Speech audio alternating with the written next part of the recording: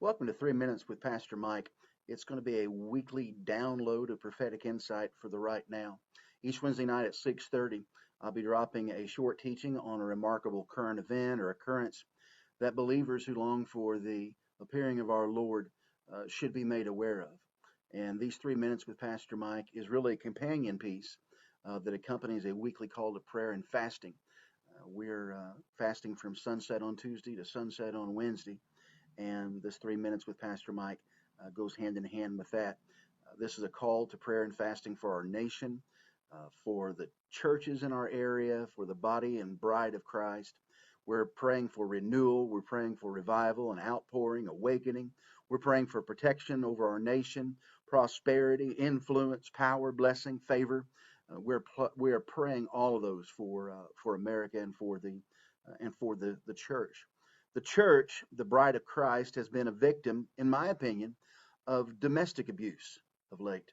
Last Friday, July 3rd, the California Department of Public Health told the churches there in the state of California that they could still attend church services, but they couldn't sing when they got there. According to the Center for Disease Control and Prevention, services have proven to be a super spreader for the COVID-19 virus.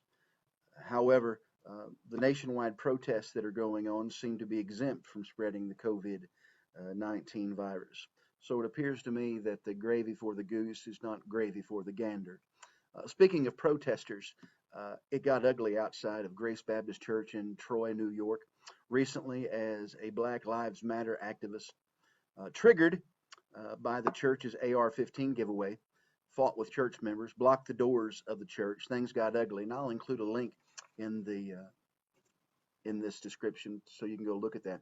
But the church is being uh, intentionally marginalized, and we're being targeted, openly treated with hostility, villainized by the media and the government. The proof is in the governmental and correct cultural and press passes that are being given to the thousands of protesters. These passes weren't given to the body or the bride of Christ. They weren't given to the church.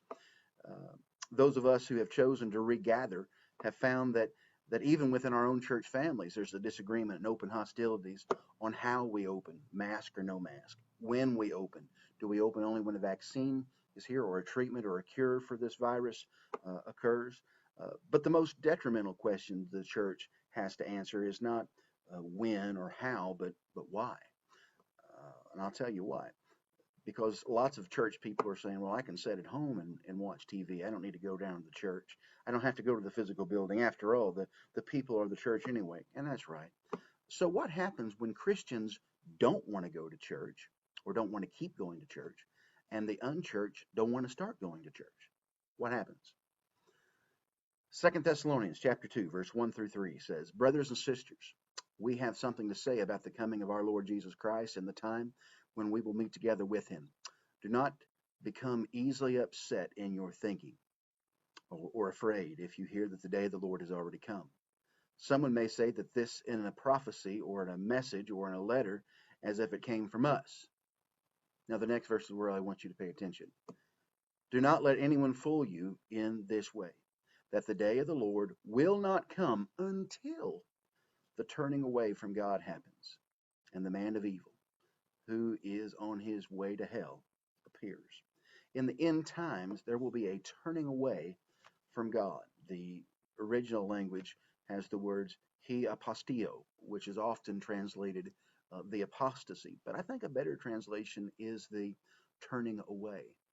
When the text was written, there was a bunch of folks who associated with Christians and Christianity and the church or the way, although they themselves were not really believers, although they themselves were not actively involved with loving and worshiping Jesus.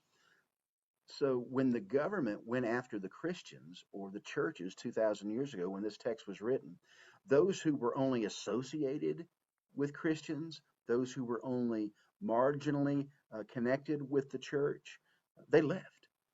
They weren't really believers. They left when the heat was turned up. They bailed.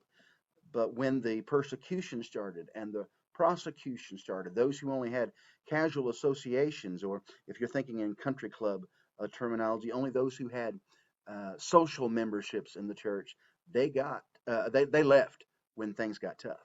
So what happens when Christians don't want to keep going to church and the unchurched don't want to start going? The falling away occurs. Be more specific? Sure.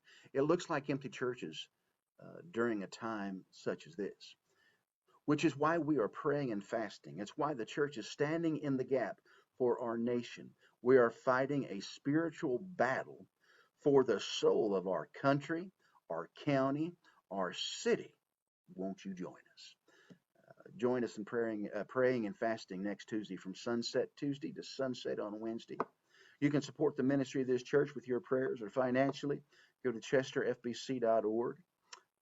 Join us in fasting every week and checking out the 3 minutes with Pastor Mike. So I'll see you here next week for another 3 minutes with Pastor Mike. God bless you.